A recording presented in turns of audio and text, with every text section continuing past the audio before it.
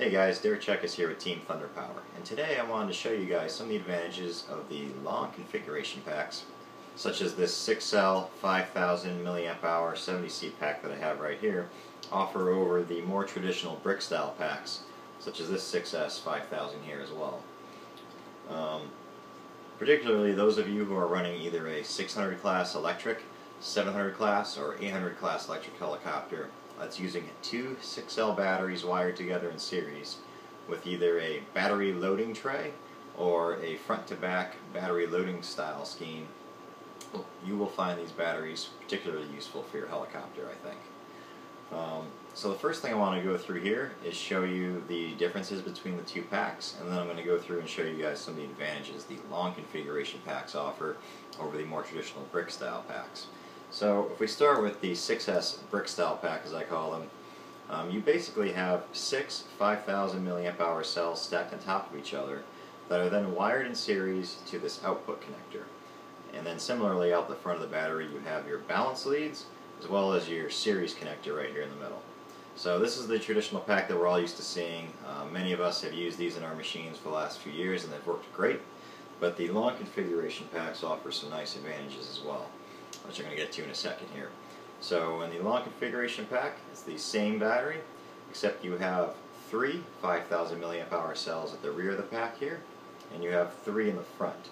And then these are wired together in series in the center of the battery, and your output leads then run along the side out to the front of the pack right here. There's also some supports inside to help stiffen the battery up as well.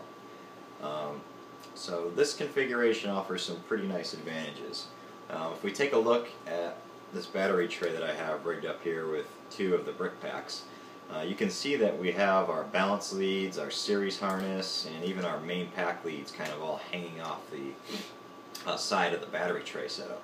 So when I go to install this in my helicopter, I have to be careful to make sure that these leads don't get hung up on the edges when I'm installing it or removing it. I've seen some guys who install this and then, I don't know if they get frustrated or something, but they go tearing this out, and they've either broken their balance leads or they've actually torn the balance leads out of the battery.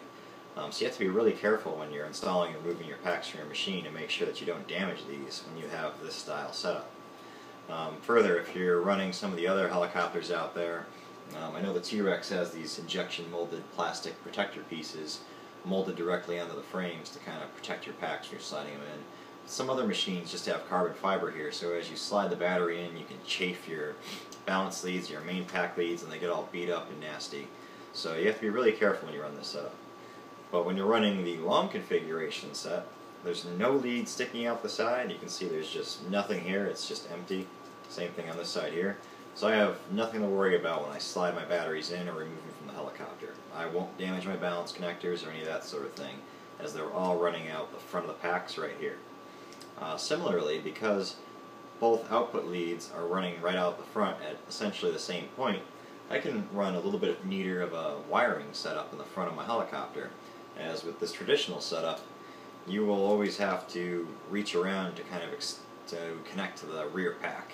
As when this is installed in the helicopter, you don't really have much lead hanging out the front of the battery where your ESC leads typically are, since this pack is further back on the tray. So with the long configuration packs, you can have really short ESC power leads coming out, which will reduce your ripple voltage and will just make your wire management overall a lot easier. The last thing I want to point out is, while there are some 12-cell 5000 packs out there that are somewhat similar to these batteries, only instead of having 2 separate packs, you have one whole stick, which is essentially 2 of these batteries shrink wrapped together. Those offer a lot of the same advantages the long configuration packs offer from Thunder Power, but the problem with those is if you do wind up crashing your helicopter and damaging the battery pack, you wind up having to replace the entire battery pack. With the long configuration packs, since they're still split into 2 distinct batteries right here, you have the chance of maybe only damaging 1 pack in a crash, and then you'd only have to replace 1 battery instead of 2 batteries if these were shrink wrapped together like some of the other battery manufacturers do. So that is why I like the long configuration style that Thunder Power does versus some of the other 12-cell setups out there. These work really well. I plan to use these in all my 700 class models and 600 class machines in the coming years. Thunder Power does offer these in 8-cell and 10-cell configurations as well, and they also offer them in 3300, 3850, 4400, and 5000 milliamp hour capacities. So if you're running something like a T-Rex 600 Electric Pro model, which uses a battery tray configuration similar to the 700, you could use 2 of the 6-cell 3300 packs on your battery tray and have a similar configuration to what I have here on my 700 class helicopter. So for those of you running 600s, you can take a look at those as well as some of you guys who are running airplanes that might benefit from this style setup. So as always, I really appreciate you watching my video, and if you have any questions, feel free to email me at dcheckis1@gmail.com. Thank you for watching.